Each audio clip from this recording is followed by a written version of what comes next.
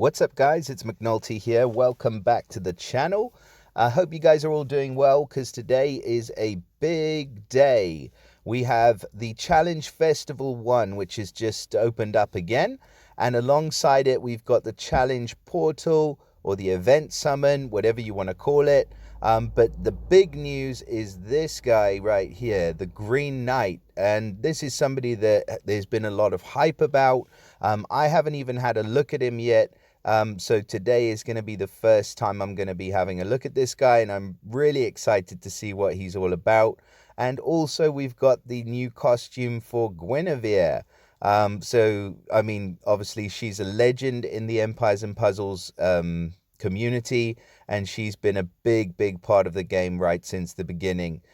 So yeah, I'm stoked about these two new heroes. We do also have a 4-star in here. It's Merlin. He's got all dressed up, so we're going to have a look at his costume as well. So let's go ahead and get started. First of all, we're going to look at the main man, the Green Knight. So his name says the color he is, so yeah, he's a nature hero. He is of the fighter class. Okay, so we're going to do this properly. So fighter class for him is going to be great because he's got a chance to revive, and he can definitely, any revival hero is just annoying as hell. It's probably one of the best classes alongside the rogue class. He is of the Avalon family, and they're going to black this out all the time, aren't they? So he's of the family, the Avalon family, and he gets a bonus. They get a bonus for 2 or more heroes, which is 5%, 10%, 15%, or 20% critical chance, and plus 4, 6, 9, or 13% healing bonus. Okay, the family bonus for the Avalon family is all right. Critical chance is pretty cool because it just helps to add a bit of tile damage, and the healing bonus, yeah, okay, it's all right. It's not game changing. Now let's have a look at the stats without the max power preview on this guy. So we're looking at 867 attack, which is sky high, 801 on the defense, which is pretty damn good, and 1371 on the health. So a little bit lower on the health and defense than some of the other heroes that we've been used to seeing, but 867 on the attack is definitely all right. And if we look at the max power preview, we're going to get up to nearly 1200 on the attack, so really high attack stat, pretty decent defense, and 1813 health. So like I say, a bit more squishy than some of the other heroes. He does benefit from the attack up ether power if you are going to go for the second limit breaks. It is an okay one. I'd say it's sort of a mid-range ether power. It's not one of the best ether powers that you can get. So far, nothing out of this world. So let's go ahead and have a look at his special. I mean, first of all, I just love the art. I think, yeah, he looks relatively understated for a hero that there's been so much hype about. But it is pretty cool. I think they've done a good job. I mean, the detailing on the axe and his armor, and the way his head's kind of, you don't know whether it's floating or it's part of his body, is pretty cool. Now, let's move on to the thing that we all want to know is what the heck does this guy do and why is there so much hype about him? So Omen of Retribution will be the special, and he is running at average speed. Now at average speed, first of all enemies are going to get minus 24 defense for 3 turns. All right, minus 24 defense, not huge.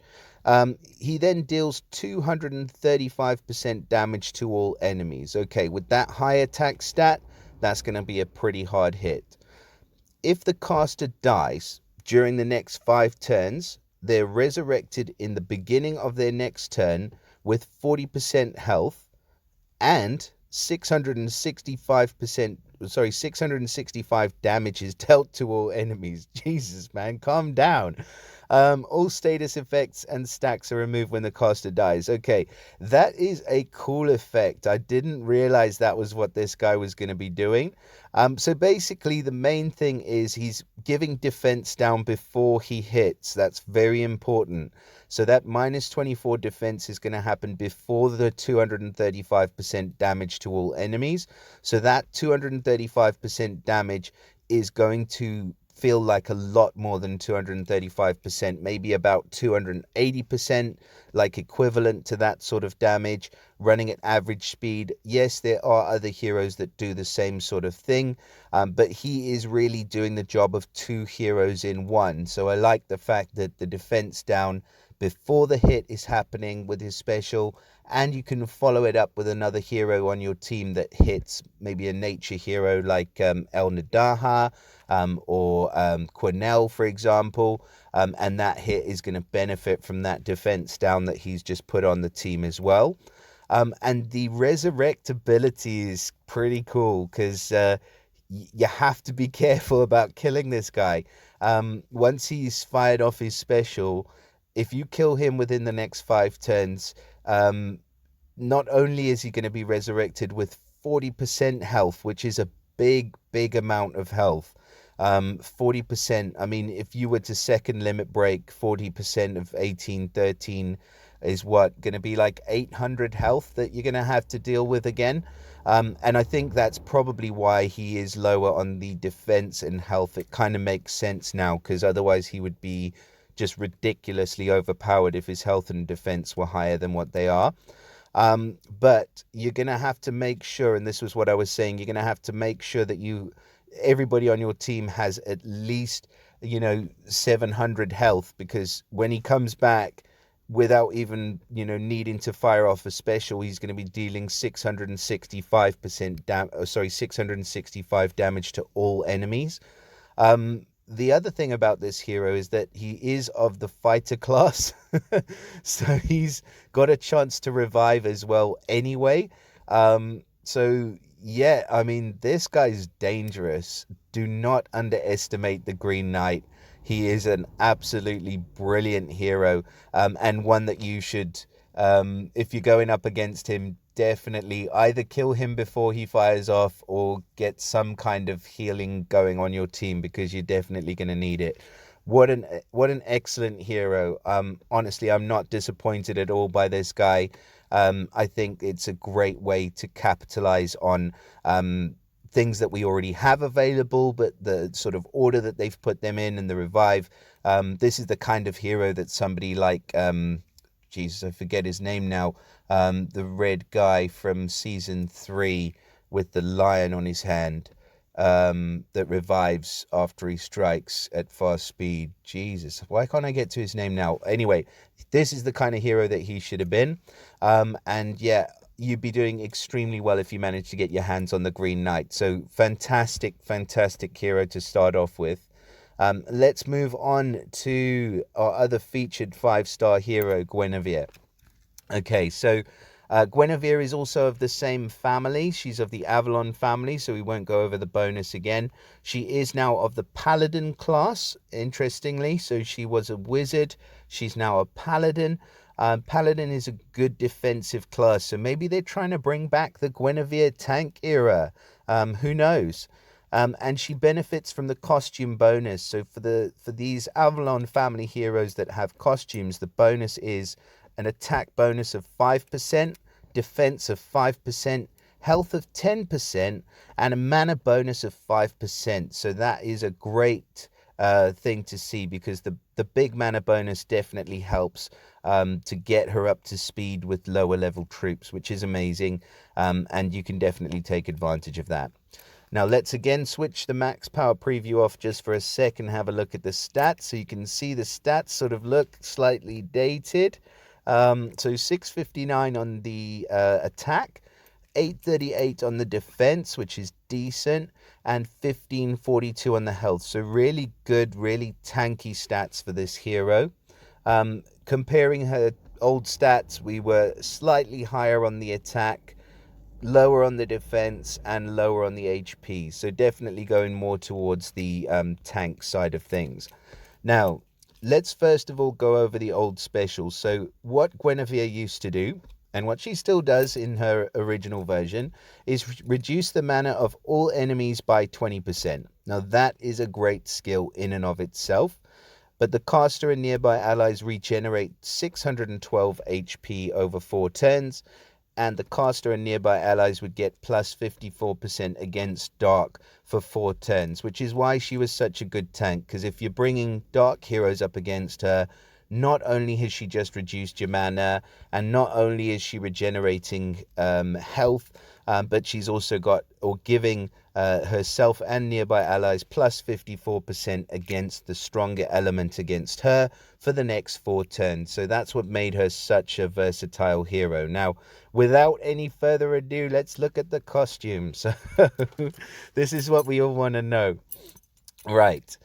Right away, let's see. The new special's called Word of the Skies, and at average speed, she's going to be reducing the mana of the target and nearby. So not all enemies, but the target and nearby, by a whopping 25%.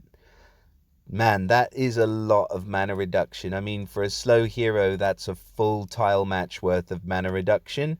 So yeah, that's a big reduction. It is only for 3 rather than for all, but still really good.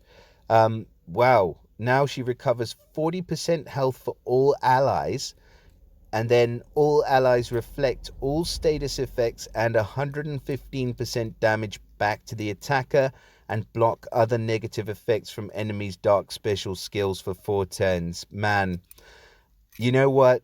I think that we may just be looking at a new meta tank. Guinevere is back and better than ever, man. This is super cool. So I mean, to put it into perspective, you're gonna probably want to put her in the tank position. Okay, if you haven't got that by now, I'll just say it again. She is a tank.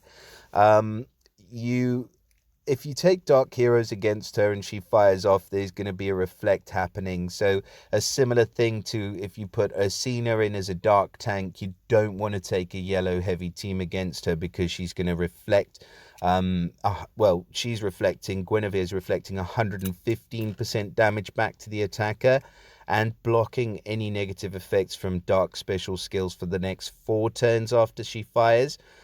So yeah, really good effect for a tank to have. The mana reduction effect, while it is only for 3 rather than for the whole team, it would be super overpowered if it was for the whole team. But she's not only doing that, she's also recovering 40% health for all allies. So I think if you're going up against this hero, there is absolutely no way that you're going to be bringing a dark team, first of all. And secondly, you're going to need a dispeller handy, because, I mean, when she goes, you're going to need a fast dispeller, really, because you need to get that dispel up, because your mana's just been reduced probably by 25%. So she's an absolutely brilliant hero. I love this. Honestly, 2 incredible heroes, and interesting heroes. It's not like they've been boring with the specials and just made them stupidly overpowered. Although the Green Knight is pretty damn strong. They've given us something which is a bit unique. So yeah, I'm loving it so far. Let's just have a quick look here. So I've just hit the max power preview button, and you can see the attack stat is really minimal, but she's not doing any damage from an attack, so it doesn't need to be high at all. The defense is nearly 1200, which is excellent, and the HP is over 2000 if you do add second limit breaks. Plus, if that wasn't enough, she also gets the special armor effect if you do add those ethers. And that means that at the start of the battle, the hero gets plus 40% defense against special skills for 6 turns. So again, it all works together. She is a fantastic hero, and I'm really not sure between the 2 who I'd rather have. I mean, I'd love either one, and yeah, I'm unlikely to get them, but I think that they are excellent, and that's what this is all about. I mean, these portals are just there to make you crave these heroes and make you go bonkers and just lose your mind summoning for them. With a relatively low chance. But yeah, these two are absolute monsters. So let's look at the 4-star now. This is the guy that we're more likely to be able to get our hands on. So we've got Merlin. He's definitely changed a lot. I mean, it's been so long since he was released that he's grown. He's got white hair now, so he's a bit older. He's grown a long beard, and it looks like he's holding a planet now, or a couple of planets rather than a couple of like energy balls. Anyway, so he was of the wizard class. He's now a cleric. All right. He gets the mana shield, which is pretty cool. The Avalon family is the same bonus as we had for the other one, so again, we're not going to go over that. The costume bonus is the same as what we had for the other one, so we won't go over that, but I'll just mention again, he does benefit from that big mana bonus, which is awesome. And in terms of stats, with the max power preview off, we are looking at 746 attack, 633 on the defense, and 1118 on the health. So I mean, he's a more attackingly built hero, but those stats for a 5-star are pretty low. So if you're going to level him up, I'd recommend at least a first limit break just to keep him relevant. Now, his special skill before was Arcane Blast, and it was 220 damage to the target at average speed.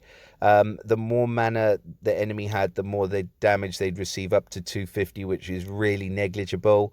But the target would cast Mindless Attack. Now, that was the main part of his special, and the main sort of use for this character is that he's a great control hero for rush wars and things like that, because he can cast Mindless Attack. And that Mindless Attack would last for 3 turns.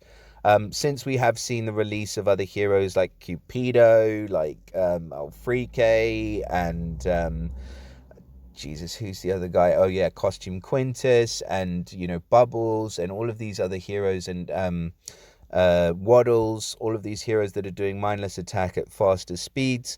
Merlin has become slightly less relevant. But he can still be used in those kind of formats, especially in the rush format. Now, his new special is Pulsar Blast, and it's running at average speed, and now he's dealing 210% damage to the target and nearby. All right, so a 10% reduction, but it's now a hit 3, so definitely a bigger amount of damage overall. The more mana the enemies have, the more damage they will receive, up to 270%. All right, so an increase in the amount of damage overall. And the target automatically casts Mindless Attack on a random ally when mana's full at the start of a turn during 3 turns. Yeah, it's very, very similar to what we had from him before. Although now he's a hit 3 hero who leaves Mindless Attack on the one that he targets, which is a better special, I would say. And I would definitely be able to find a use for him. But, mainly you're going to be benefiting there from the costume bonus. So you're going to be able to use a lower troop to get him to fire off within 3 matches. The mana shield of the cleric class is actually pretty good for this guy, because if you're using him in things like Rush War, where there's a lot of Mindless Attack flying around, he has a chance to prevent that, or to put up his mana shield against it. And if you do decide to go for the second limit breaks, the great thing about this secondary costume, or this costume, sorry, is that he benefits from the damage reduction Aether talent, which is one of the better ones, because at the start of the battle, all damage he takes is reduced by 10% for 6 turns, and he can definitely use that, considering that his stats are relatively low. I'm not saying they're low. I mean, Jesus, look at those stats. They're not low at all. But compared to some of the other newer heroes, you want to make sure that the older ones are relevant. So yeah, I think Merlin is a good hero. I'm not going to go out on a limb and say an absolutely amazing or excellent hero, because you've got guys like Waddles who can do the same thing at fast speed and is probably more usable in more other areas of the game rather than just in Rush War as a specialist hero. So that, I believe, is that for this portal. And I mean, yeah, the 2 featured 5-star heroes are just incredible, and I'm glad that they've featured them both. So you can, you've got the same chance to get the Green Knight and Guinevere. Let's just have a quick look at the chances. So legendary featured hero is 1%. costumes included. And legendary non-featured event heroes 1.5%, and there are some really good non-featured heroes. I mean, you've got, look there, Black Knight, Costume Guardian Kong, Panther, all of these heroes. And so yeah, there's some definite A plus heroes in this portal. In fact, it's just jam-packed full of heroes. Maybe be slightly unlucky if you pulled Snow White as the featured hero, which is probably what'll happen to me if I drop some pulls in this portal. But I wish you guys all of the best for your summons. Please do drop us a like, subscribe, comment. Let me know what you think of Green Knight, sorry, and Guinevere costume and Merlin as well. And I look forward to seeing you guys all again in the next video. Bye for now.